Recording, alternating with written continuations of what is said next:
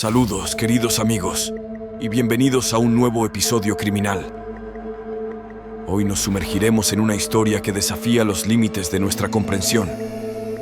Prepárense para descubrir un caso fascinante y perturbador que nos hará reflexionar sobre la complejidad de la mente humana y los oscuros rincones de nuestro comportamiento. Sin más dilación, los invito a adentrarse en esta narrativa.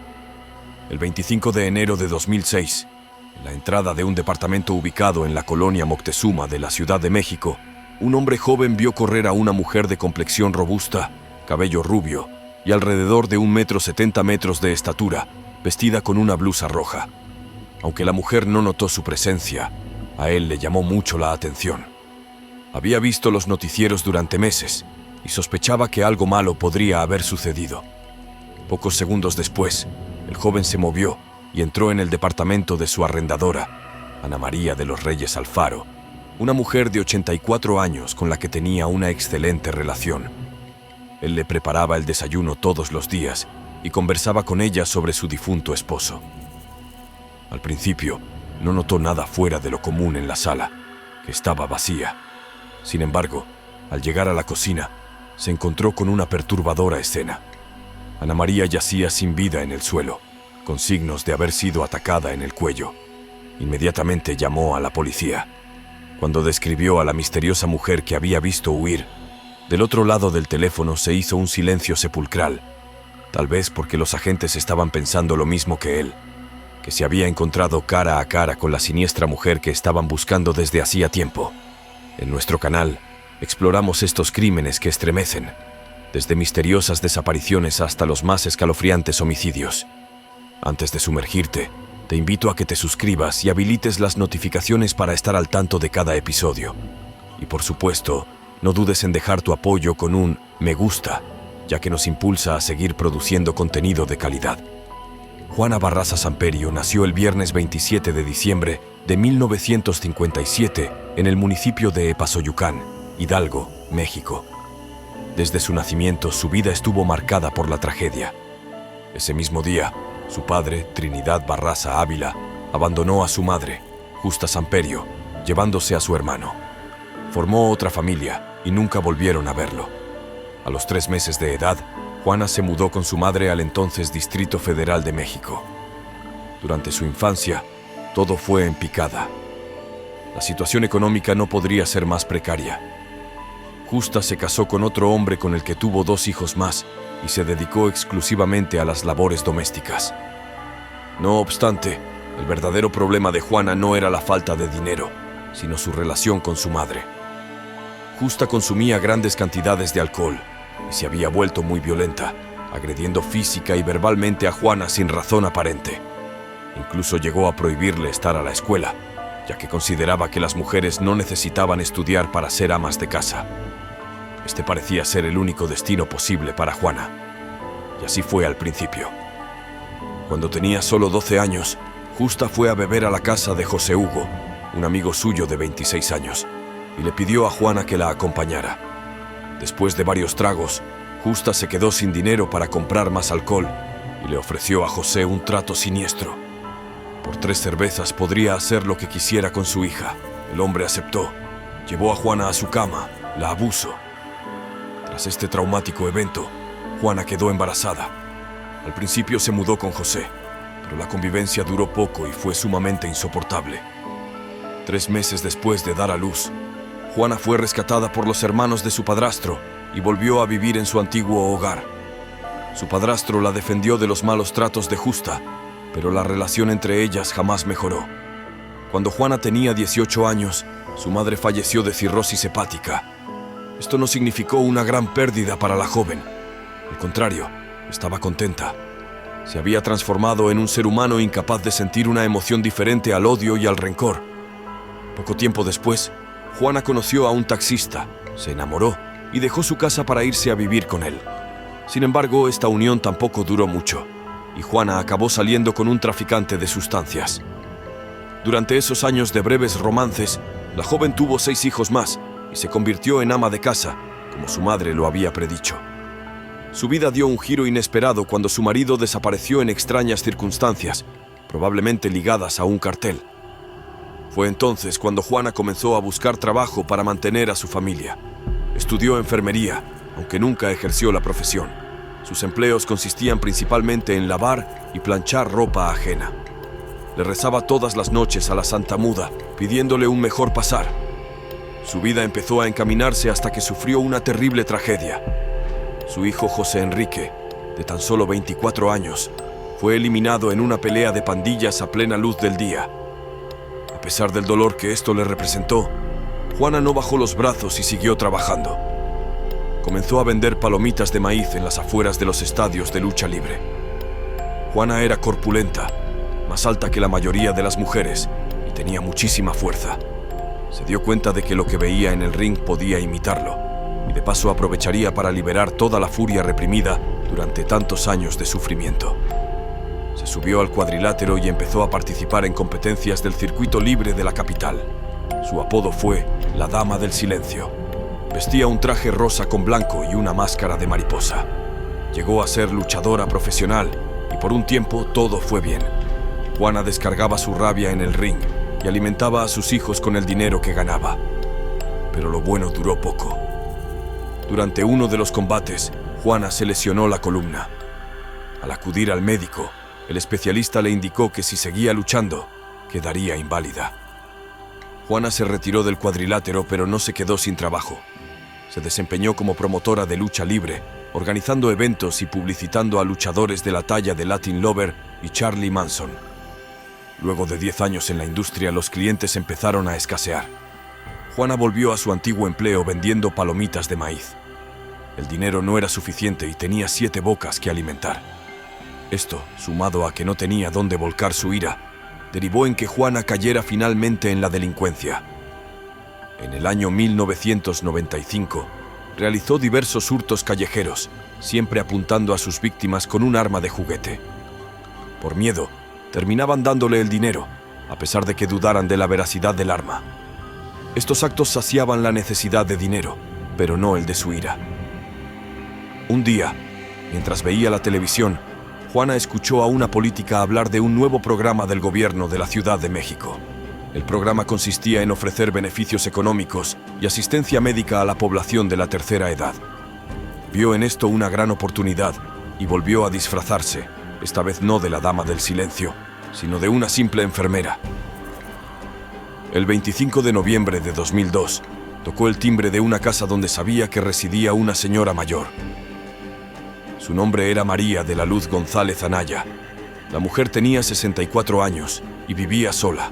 Juana se hizo pasar por parte del programa del gobierno y le dijo que la podría ayudar a realizar los trámites para conseguir la ayuda médica que necesitaba. María, con total ingenuidad, le creyó y la invitó a pasar a su casa, sin saber que le estaba abriendo la puerta a su terrible destino. Una vez dentro, Juana golpeó y estranguló a María hasta eliminarla. Acto seguido, buscó en los cajones del dormitorio dinero y objetos de valor. Un solo crimen no sirvió para saciar sus instintos. Esto se convirtió en el nuevo pasatiempo de Juana. Ya no se presentaba en cuadriláteros, sino en la casa de las ancianas. Todas tenían el mismo perfil, mujeres entre 60 y 90 años que vivían solas. Juana se presentaba en la entrada de sus casas con un estetoscopio y un carnet falso. Les informaba sobre el programa social para personas mayores y les hacía sentir que le importaban.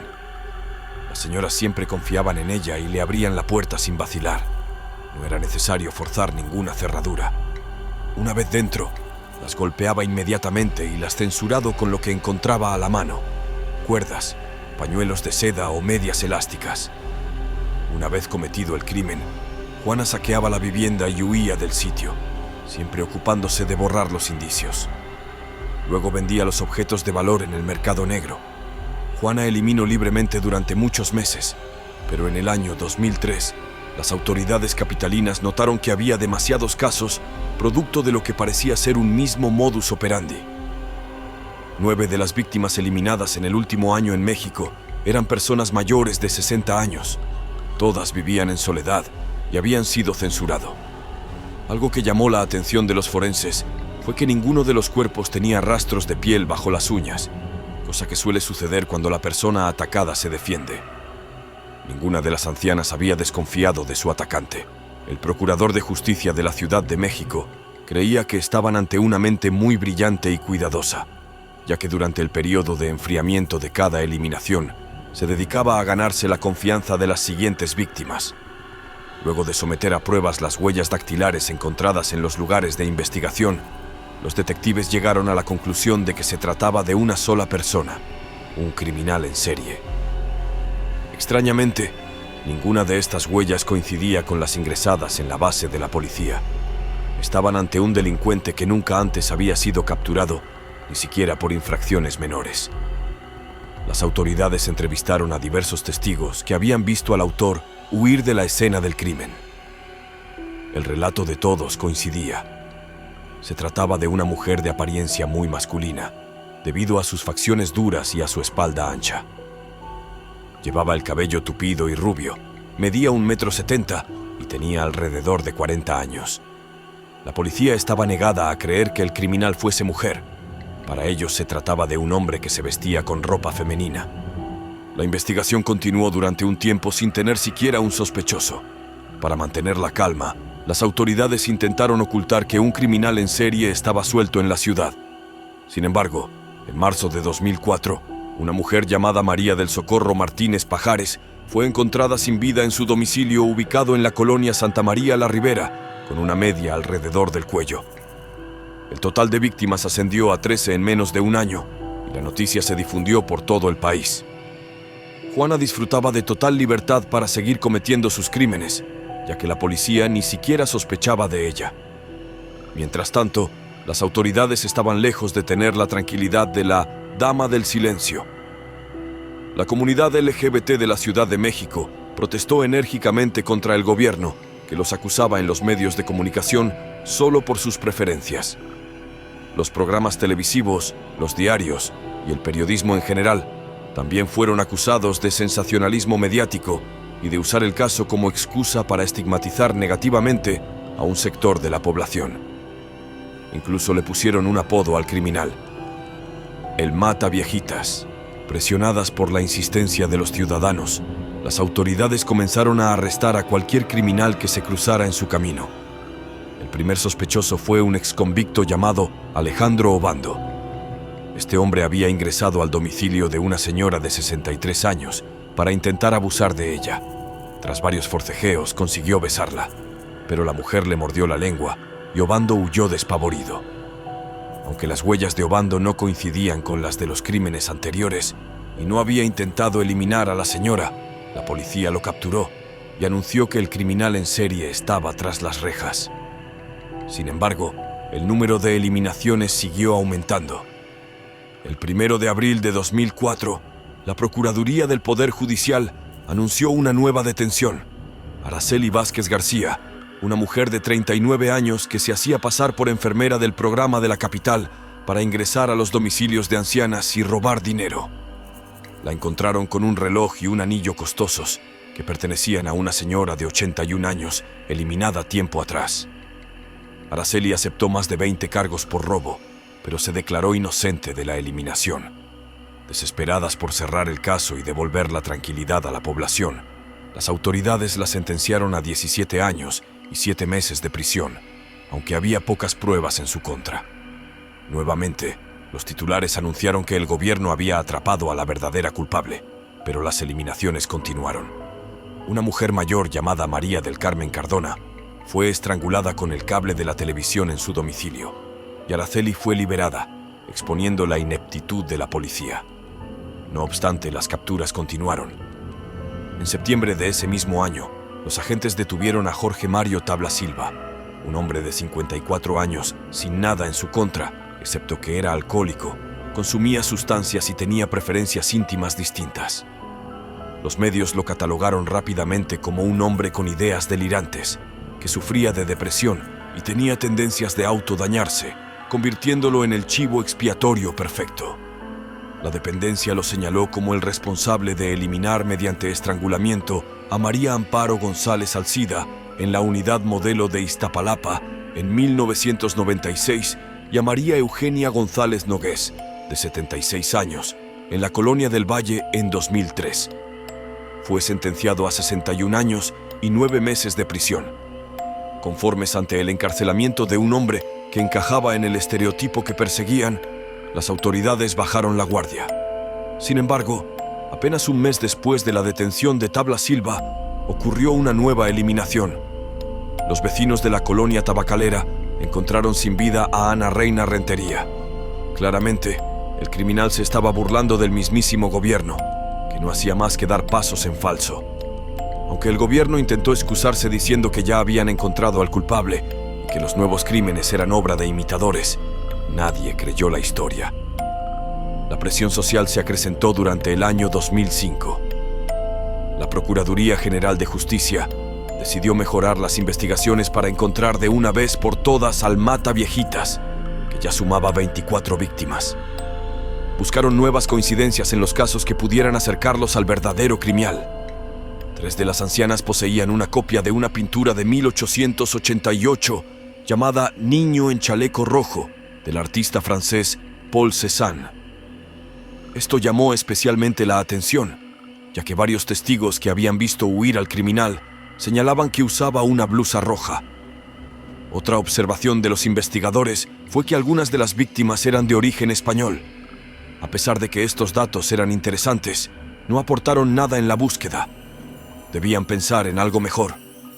Confeccionaron un retrato robot y un busto de arcilla, tomando en cuenta 140 retratos de testigos. Fue presentado en una conferencia de prensa, pero la sociedad, lejos de verlo como un avance, lo consideró un gasto innecesario. Para calmar la situación, la policía dispuso una red de prevención. Cientos de policías encubiertos se presentaron en las calles de la ciudad, la mayoría en parques, e incluso pagaron a ancianas para que se presentaran como carnada, interrogando a cualquiera que se les acercara. Finalmente, las eliminaciones cesaron y las autoridades se tranquilizaron, seguras de que el presunto criminal se había quitado la vida por miedo a ser encontrado. Pero en realidad, era solo cuestión de tiempo para que volviese a atacar. Lejos de estar preocupada, como las autoridades creían, Juana Barraza seguía viviendo su día a día con normalidad. El 25 de enero de 2006, Juana se levantó y preparó el desayuno para sus hijos. Cuando se fueron a la escuela, salió de su casa para ofrecer sus servicios como empleada doméstica. Alrededor de las 11 de la mañana, Juana caminaba por la calle José Gasso en la colonia Moctezuma cuando vio a una mujer de 84 años llamada Ana María de los Reyes Alfaro. Ana María regresaba de hacer un mandado, encorvada por el peso de las bolsas. Juana se acercó para ofrecerle ayuda y llevarla hasta su casa. La señora aceptó con amabilidad y la guió hasta su hogar. Una vez dentro del departamento, Juana le comentó que se dedicaba a hacer servicios de lavado y planchado. Ana María le ofreció 22 pesos por docena de ropa, pero Juana respondió que era muy poco. Refunfuñando, la anciana la provocó diciéndole que era una gata y que las gatas siempre querían ganar demasiado dinero. Juana no se mostró ofendida por el comentario. Simplemente tomó un estetoscopio que estaba sobre la mesa, se puso detrás de la anciana y, usando el cordón de caucho, rodeó su cuello hasta dejarla sin aire. Luego de cometer el terrible crimen, siguió su modus operandi y tomó todos los objetos de valor que encontró en el departamento. Mientras huía del lugar, se topó con un joven que la miró de arriba a abajo. Ella pasó por su lado sin prestarle atención, ignorando que este era el inquilino de la señora cuya vida acababa de quitar. El hombre entró en el edificio y vio a Ana María sin vida en el piso de la cocina. Llamó de inmediato a la policía y describió a la responsable. Los agentes identificaron que sus características coincidían con el busto realizado meses atrás. Las sirenas se encendieron y la patrulla de la policía persiguió a Juana durante un largo rato hasta que lograron capturarla. Una vez en la comisaría, le tomaron las huellas dactilares y, para sorpresa de todos, estas coincidían con las encontradas en los crímenes anteriores. Finalmente, tenían en sus manos nada más y nada menos que a la verdadera criminal. Juana confesó haber eliminado a Ana María y a otras 3 mujeres, pero negó estar implicada en el resto de los casos. Sin embargo, el hecho de que portara un estetoscopio, planillas de solicitud de pensión para ancianos y una tarjeta que la identificaba como trabajadora social dejaba su modus operandi completamente expuesto. Además, las huellas dactilares encontradas en los lugares de los crímenes anteriores la implicaban. No tenía forma de librarse. Los medios de comunicación difundieron la noticia, pero la población consideraba que el hecho de haberla descubierto en el acto significaba que la policía no había hecho realmente nada. Una gran parte incluso puso en duda que realmente se hubiese detenido a la criminal. Juana fue llevada a varios programas televisivos para mostrar su similitud con el busto de arcilla. Al mismo tiempo se inició el proceso penal. Era momento de que Barraza dejase de ser un problema para pasar a ser historia. El 30 de mayo de 2008, Juana declaró ante el juzgado que su motivación para cometer los crímenes había sido la necesidad económica, pero cuando los agentes la presionaron un poco, admitió la verdadera razón. Odiaba a las señoras mayores porque le recordaban a su madre, que siempre la había maltratado. Habló de cómo, cuando era niña, su madre le había pegado, maldecido, y finalmente la había regalado a un hombre para que la maltratara. No mostró remordimientos por los crímenes, pero expresó que no merecía el perdón de Dios ni de nadie. La fiscalía la acusó de un total de 48 crímenes, aunque solo una parte pudo ser probada. Juana fue sentenciada a 759 años de cárcel por la eliminación de 16 mujeres entre 60 y 85 años y por 12 robos agravados. Aunque la ley permite que una vez pasados los 50 años en cárcel se aplique la libertad condicional, a Juana le revocaron este derecho, así como el de reducción de condena y la posibilidad de pagar una fianza, por lo cual pasaría el resto de su vida en prisión. Un funcionario de la Procuraduría General de Justicia del Distrito Federal agregó que debería reparar el daño causado con el pago de más de 30,000 pesos a las familias de las víctimas, sumando un total de 100,400 pesos. Ante esto, Juana enfureció, se mostró en desacuerdo y pidió presentar una apelación. Aseguró ser una persona honesta y respetuosa con las personas de la tercera edad y negó haber cometido los crímenes de los que se le acusaba. Este cambio en su narrativa llamó la atención de los psicólogos, quienes la diagnosticaron como una psicópata. Su derecho de apelación fue revocado y la encarcelaron en la prisión de Santa Marta, Acatitla. De la misma manera que ingresó en la cárcel, también lo hizo en la cultura popular. Desde 2008, se han realizado varios episodios de series de televisión, tales como El Buen Samaritano y Mujeres Eliminadas, donde actrices de la talla de Norma Angélica y Leticia Perdigón interpretaron a Juana. También se llevaron a cabo decenas de documentales y canciones basadas en la vida de Juana Barraza. El caso llegó al extranjero, inspirando un capítulo de la reconocida serie estadounidense Mentes Criminales. Incluso tuvo su propio libro. El escritor Víctor Ronquillo publicó Ruda de Corazón, un reportaje novelado que narra los crímenes cometidos por Juana. La prensa la visitó en varias ocasiones, y Juana siempre se mostró dispuesta a dar entrevistas. La infame criminal pasó de ser célebre en el ring a convertirse en una estrella en todo el continente.